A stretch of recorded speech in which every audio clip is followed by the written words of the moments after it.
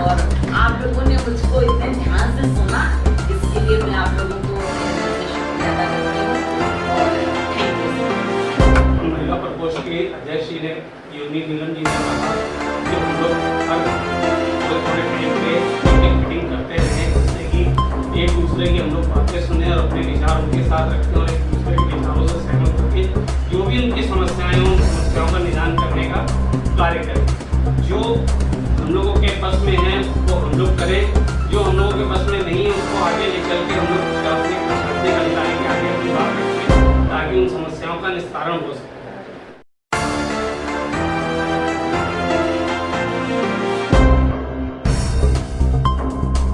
पड़ी और उद्बोधन संचालन कार्यक्रम चालू हुआ। मैं आपको बता दूं, चूंकि ये 2 बजे से कार्यक्रम चूंकि पहले से प्रस्ताव हो चुका था, हमारी बहन से कार्यक्रम की और माननीयों के माध्यम से हमको जो मैंने इनवाइट किया था। नमस्कार, मैं अर्चना और आप देख रहे हैं हंगामा टाइम्स। हंगामा टाइम्स जिस तरह से आपको दिखाता है कि उत्तर प्रदेश की राजधानी लखनऊ में क्या खास हो रहा है, वहीं पे राष्ट्रीय एकता विकास मंच से जुड़ी हुई खबरें भी दिखाता है। तो यहाँ पे आप स्क्रीन पे जो भीड़ देख रहे हैं, आज शुभ आरंभ हुआ है उत्तर प्रदेश महिला कार्यालय का उद्घाटन हुआ है, जहाँ पे हमारे साथ में राष्ट्रीय अध्यक्ष सत्य कुमार वर्मा जी हैं। पहले आज के कार्यक्रम का उद्देश्य उनसे जानेंगे। आपका बहुत बहुत स्वागत है। बहुत बहुत धन्यवाद आपके न्यूज़ चैनल को। हंगामा टाइम्स सदैव से राष्ट्रीय एकता विकास मंच का सहयोग करता आया है। आज हम लोगों ने अपने प्रदेश कैंप के कार्यालय पर जन समस्याओं के निस्तारण के संदर्भ में कार्यालय का उद्घाटन हमारे माननीय मुख्य अतिथि जीपी मिश्रा जी के माध्यम से ये उद्घाटन हुआ है। तो मैं आपका बहुत बहुत आभार व्यक्त करता हूं। आपने बहुमूल्य समय निकाला और हमारे कार्यालय पर आकर के इसका इनॉग्रेशन किया। मैं अपनी पूरी राष्ट्रीय एकता विकास मंच की राष्ट्रीय कमेटी, प्रदेश कमेटी, महिला मंच सभी का बहुत बहुत हार्दिक अभिनंदन, स्वागत और धन्यवाद देता हूं कि जन समस्याएं जिस तरीके से व्याप्त हैं और उनके निराकरण के लिए ये मंच आगे आकर के कार्य कर रहा है, सदैव से करता रहा है। लेकिन हम और अधिक नई ऊर्जा के साथ सरकार के जन कल्याणकारी नीतियों के प्रचार प्रसार हेतु, जन जन तक पहुंचाने हेतु कि निचले पायदान तक करें, वो किसी भी समाज का व्यक्ति हो, प्रत्येक समाज के निचले स्तर तक, जन जन तक, अंत्योदय तक हमारी बात को पहुँचे। इसके माध्यम से उनकी समस्याओं का निराकरण हो, जन समस्याओं का निराकरण हो और उसकी अगर व्यक्तिगत समस्याएं हैं तो माननीयों के माध्यम से, वरिष्ठ जनों के माध्यम से, अधिकारियों के माध्यम से मिल करके, बैठ करके, वार्ता करके हम उसका निराकरण करा पाएं। इस संदर्भ में राष्ट्रीय एकता विकास मंच अपनी अग्रणी भूमिका अदा कर रहा है। मुख्य अतिथि के रूप में हमारे साथ सर हमसे बात करेंगे। सर, क्या कहना चाहेंगे आज जिस तरह से राष्ट्रीय एकता विकास मंच का जन समस्याओं को समाधान करने के लिए उनके कार्यालय का उद्घाटन हुआ, तो क्या कहना चाहेंगे आप? ये राष्ट्रीय एकता विकास मंच का जो ये ऑफिस कार्यालय आज खुला है और इसके अध्यक्ष श्री सत्य कुमार वर्मा जी और महिला मोर्चा की योगिनी नीलम जी से आज बात हुई। इनका उद्बोधन भी मैंने सुना और इनके जो विज़न है इनका वो बहुत बड़ा है, बहुत हितकारी है। पब्लिक के जो गरीबों का तबका है, मदद उसी की जाती है जो आर्थिक रूप से कमज़ोर है, बौद्धिक रूप से कमज़ोर है, प्रशासनिक रूप से कमज़ोर है। उनको मदद करने के लिए, हेल्प करने के लिए ये इनके नेतृत्व में बहुत से युवा यहाँ आए हैं। ये बहुत बड़ा सराहनीय प्रयास है और ऐसे युवाओं को आना चाहिए और मैं अपनी शुभकामनाएं देता हूँ। मैं आया हूँ यहाँ, ये हमारे बहुत पुराने परिचित हैं, हमारे इनको सबको देखकर और उनके साथ जुड़े हुए लोगों से मिलके मुझे बहुत खुशी हुई है और ये काम अनवरत चलते रहना चाहिए। मेरा सदैव सहयोग है इनको। जन समस्या तो बहुत है, समाधान के लिए बहुत से लोग आगे आते हैं, लेकिन जन समस्या समाधान लोगों तक पहुंच नहीं पाता। कहीं ना कहीं उनके तक पहुंचने पे बहुत सारी मुसीबतें, समस्याओं का समाधान करने के लिए उनको खुद समस्याओं से घिरे होते हैं। तो आप किस तरह से संगठन की मदद करेंगे उन समस्याओं को दूर करने के लिए? हम लोग अपनी पहुँच जो भी है हमारी तमाम लोगों से परिचय है, उनके साथ इनके साथ खड़े रहेंगे। साथ खड़े होना भी आत्मबल को बढ़ाना है, इनकी जो हिम्मत को बढ़ाना। अगर हम इनके साथ इतने लोग यहाँ खड़े हैं तो इनकी हिम्मत बढ़ती है। जैसे कोई एक आम इंसान अगर लोन ले लेता है, उसको अगर सही जानकारी नहीं रहती किस तरीके से लोन चुकाना है या किस तरह से कहते कितनी बैंक के द्वारा उनको मोहलत मिलेगी, कहीं ना कहीं अगर वो जानकारी सही से नहीं होती है तो वो आदमी जो है बैंक के द्वारा और कर्ज के द्वारा दिन प्रतिदिन नीचे दबता चला जाता है। उसके लिए काउंसलिंग सेशन करेंगे, जो कोई हमारे बीच में आएंगे और हमारे परिचित लोग रहेंगे या हम तक समस्या लेके आएंगे, उनकी बैंक से जाके कुछ टाइम एक्सटेंशन मिल जाता है। बैंक शिक्षा से जुड़ी हुई जो बहुत से बच्चे पढ़ना चाहते हैं, स्कॉलरशिप नहीं मिलती है, और फिर शिक्षा को लेकर के बहुत से बच्चे ऐसे भी ग्रामीण एरियो के भी हैं और मलिन बस्ती शहर में भी ऐसे हैं जो पढ़ना चाहते हैं लेकिन उनको पढ़ाई का साधन और आर्थिक व्यवस्था नहीं हो पाती। इसके लिए हम लोग कैंप लगा लेंगे, इन्फॉर्मेशंस को फैलाएंगे, सूचनाओं को फैलाएंगे आपके माध्यम से, सोशल मीडिया के माध्यम से, पम्पलेट्स के माध्यम से कैंप लगाएंगे, जगह जगह बच्चों को बताएंगे, अवेयरनेस प्रोग्राम चलाए जाएंगे। यानी कि संगठन की मदद आप पूरी तरीके से, क्यों नहीं, ये तो सामाजिक काम है, इसमें जुड़ के अच्छा। नीलम योगिनी जी हमारे साथ में, उनसे हम बात करेंगे जिस तरह से उनको राष्ट्रीय एकता विकास मंच का जो है प्रदेश अध्यक्ष बनाया गया महिला प्रकोष्ठ से। तो नीलम जी क्या कहना चाहेंगे आज जिस तरह से जो बैठक हुई है? आज राष्ट्रीय एकता विकास मंच के जो जन समस्याएं हैं उनके निस्तारण के लिए केंद्र का उद्घाटन किया गया है लखनऊ में बर्लिंगटन चौराहे के पास। और मैं समझती हूँ कि हमारी पूरी टीम एकजुट होकर और घर घर तक जाएगी और हम जो है अपने कुछ ऐसे टीम बनाएंगे कि घर घर जाएगी, समस्याएं उनकी पूछेगी और उसके निस्तारण के लिए हम लोग प्रयास करेंगे। जो हमारे माध्यम से हो सकता है उसको हम करेंगे, जो उच्च स्तरीय माध्यम से हो सकता है उसको करेंगे। और मैं समझती हूँ कि छोटे मोटे 10, 20, 50 हज़ार की जो हेल्प होती है वो हमारा संगठन इतना सक्षम खुद ही है।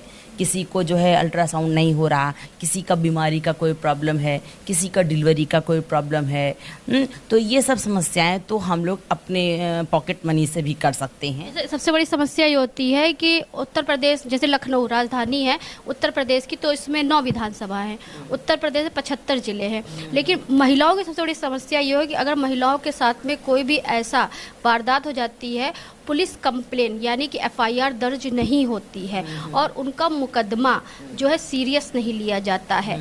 जहाँ पे अपराधी अपराध करके निकल जाता है लेकिन पुलिस प्रशासन उन पे शिकंजा नहीं कस पाती है। इस पर क्या कहें? इस पर हम लोग बहुत तेजी से काम करेंगे। क्योंकि अभी नवरात्रि शुरू है, नवरात्रि के शुरुआत में ही आपने दुबग्गा का केस सुना होगा, मड़ियाओं का केस सुना होगा, जहाँ पे एक नाबालिग लड़की के साथ में दुष्कर्म की वारदात हुई, जहाँ पे वहाँ पे मड़ियाओं थाने पे ही परिवारजन की FIR दर्ज नहीं करी जा रही थी। इस तरह से नवरात्रि का जो शुरुआत हुआ, नवरात्रि में कम से कम कई केसेस सुनाई दिए। जी नहीं, तो ऐसा नहीं है। हमारी टीम जो है वो सशक्त टीम बन रही है और उभर रही है पूरे देश में। और हम लोग धरना प्रदर्शन करेंगे, सरकार पर अपना शिकंजा कसेंगे, तो कैसे नहीं जो है वो FIR दर्ज की जाएगी। भाई आपने देखा होगा कि जिस परिवार के साथ कोई नहीं खड़ा होता है तो उसका रिपोर्ट नहीं दर्ज किया जाता है। और बाकी जब जन समूह एकत्रित होता है, हमारा राष्ट्रीय एकता विकास मंच जो है पूरी ताकत के साथ अगर जिस परिवार के साथ खड़ा होगा, तो मुझे खुद विश्वास है, मैं एक महिला शक्ति हूँ और एक महिला के कल्याण के लिए आगे बढ़ना ही मेरा उद्देश्य। आपको क्या लगता है कि महिला कितनी सुरक्षित है? देखिए, महिला को जागरूक करने की भी आवश्यकता है। महिला का जो परिवार है उसको भी जागरूक करने की आवश्यकता है। और जैसे आजकल महिलाओं के लिए जूडो कराटे ये सब ट्रेनिंग की व्यवस्था भी करने की ज़रूरत है। यहाँ तक कि मैं खुद ऐसा सोचती हूँ कि जूडो कराटे वगैरह जो सेल्फ डिफेंस के लिए होता है। आपको ये लगता है कि महिलाओं को जो आत्मनिर्भर बन रही हैं वैसे आत्म सक्षम भी होना चाहिए कि उनको जो है जो सही से जब एक पुरुष की भुजाओं में ताकत है तो एक महिला की भुजा में भी ताकत है। बस डिपेंड ये करता है कि वो अपनी ताकत को कैसे दिखाए। बहुत अच्छी बात कही नीलम योगिनी जी ने। और भी कुछ लोग हमारे साथ में हैं। सर, आप क्या कहना चाहेंगे? जैसा कि मैम ने कहा और कि महिला शक्ति को सक्षम और सशक्त होने की ज़रूरत है, तो ये बहुत ज़रूरी है। हम लोगों के घरों में भी बेटियां हैं, हम लोग भी चाहते हैं कि जैसा मोदी जी, योगी जी की जैसी टीम कह रही है कि बेटी बचाओ बेटी पढ़ाओ, तो इस तरीके से हम लोग ये भी कहना चाहते हैं कि बेटी को सशक्त बनाओ, बेटी को आत्मनिर्भर बनाओ, ताकि वो किसी भी तरीके से कहीं भी रात बिरात अगर कोई भी वारदात उसके साथ अगर वो अपने आप को असुरक्षित महसूस करती है तो वो अपनी जान पे खेल के अपने आप को बचाए और दूसरों को प्रताड़ित करके उनको जेल की हवा खिलाए।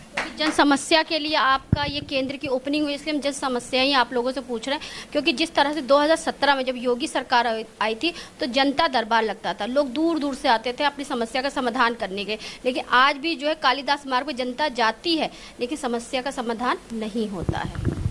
जनता का समाधान बिल्कुल होगा। हम लोग सरकार के प्रति अपना संगठन लेकर सरकार के दरवाजे पर दस्तक देंगे और सरकार को इस बात के लिए मजबूर करेंगे कि सरकार जनप्रतिनिधियों के माध्यम से जितने भी गरीब तबके के लोग हैं, जिनकी भी जो समस्याएं हैं, उनका जल्द से जल्द निस्तारण करने की हम लोग भरसक प्रयास करेंगे।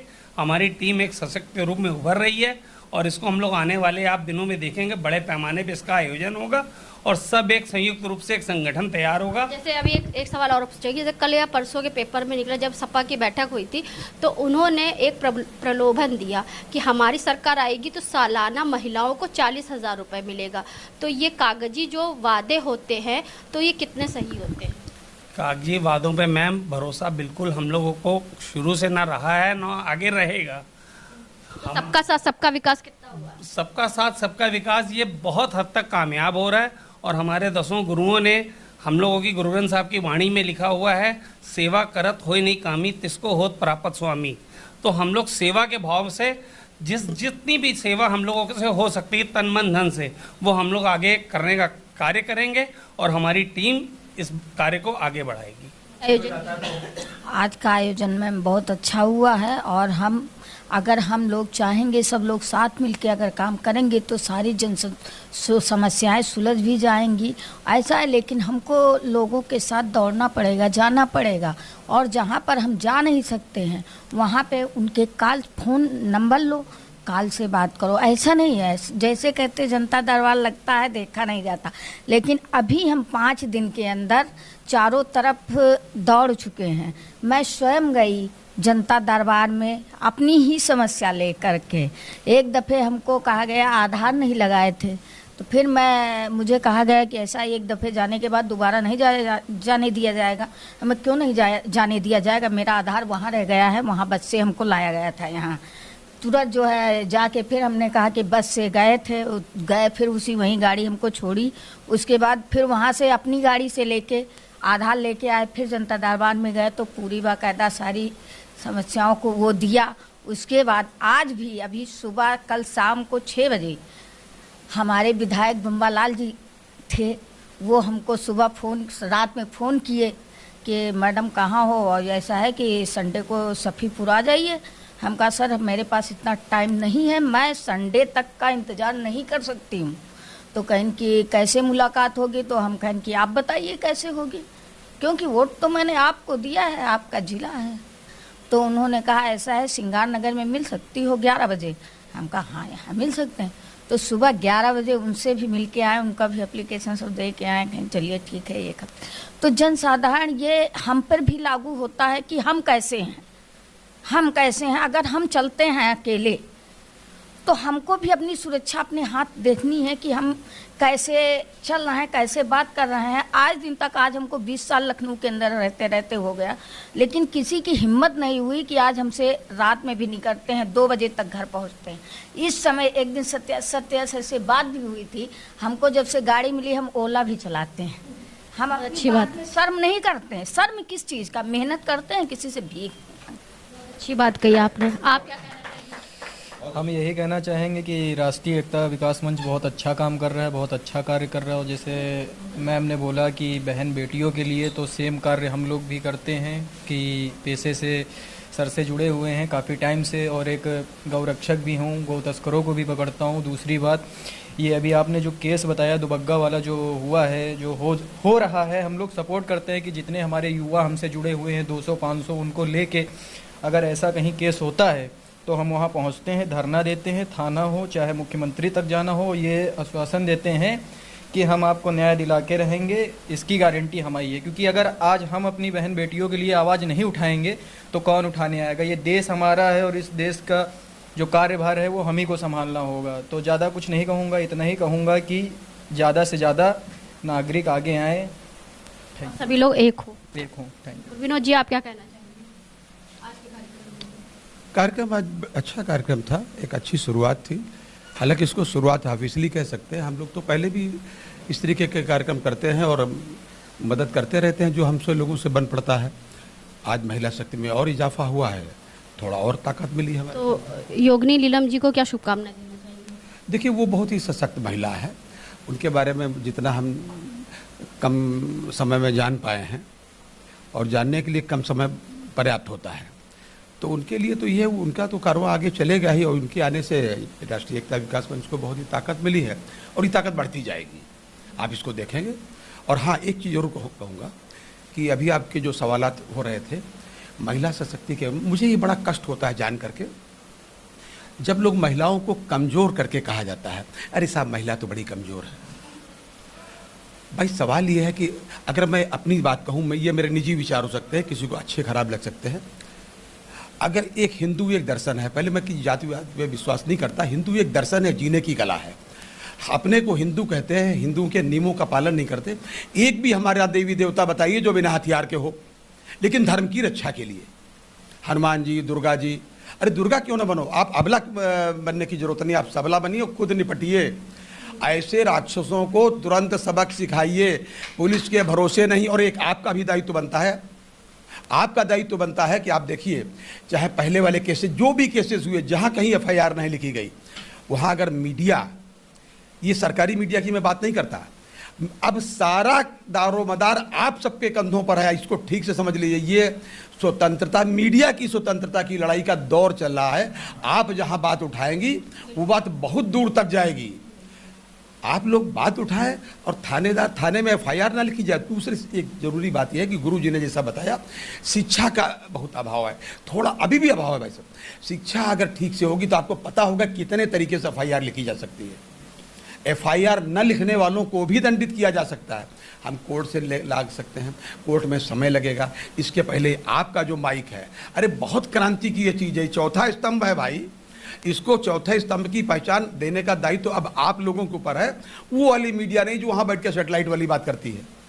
जी, आपको लोग सुन रहे हैं, दायित्व आपका है, हम आप दोनों मिलकर के हमेशा आवाज़ उठाते थे, हैं और रहेंगे। थैंक यू, बहुत अच्छा लगा और बहुत बहुत शुभकामनाएं आपको। Thank you. वेलिंगटन चौराहे पे लेकर के आए थे, जहाँ पे राष्ट्रीय एकता विकास मंच का प्रदेश कार्यालय जन समस्या के जो है शुभ उद्घाटन हुआ, जहाँ पे सैकड़ों की तादाद में लोग मौजूद रहे। तो ऐसे हम आपको दिखाते रहेंगे कि उत्तर प्रदेश की राजधानी लखनऊ में क्या खास हो रहा है। तो इसी के साथ मैं अर्चना आपसे जानना चाहूँगी। धन्यवाद, बने रहिएगा हंगामा टाइम न्यूज़ चैनल के साथ। हंगामा टाइम्स की तमाम खबरों को देखने के लिए हंगामा टाइम्स को सब्सक्राइब कर लीजिए और बेल आइकन दबा लीजिए। अगर आपको ये वीडियो अच्छा लगा हो तो लाइक बटन प्रेस कर अपनी प्रतिक्रिया हमारे कमेंट बॉक्स में देना मत भूलें।